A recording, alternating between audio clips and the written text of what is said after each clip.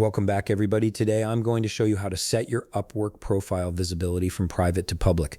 This is essential if you want potential clients to find you through search engines and increase your chances of landing freelance opportunities. Let's dive right in. First, open your web browser and navigate to upwork.com. Once you're there, go ahead and log into your account. Make sure you're fully signed in before moving to the next step, as you'll need access to your account settings to make these changes. Now that you're logged in, look towards the upper right corner of your screen. You'll see your profile icon there.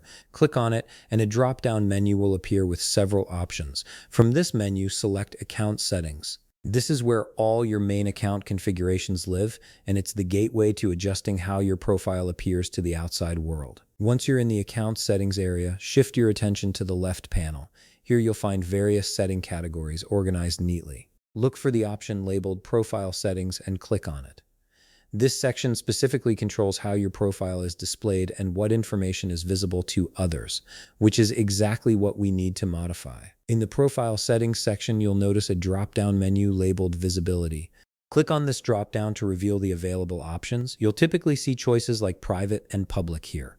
The private setting keeps your profile hidden from search engines and non-Upwork users, while public makes it discoverable to anyone. Go ahead and select Public from this drop-down menu.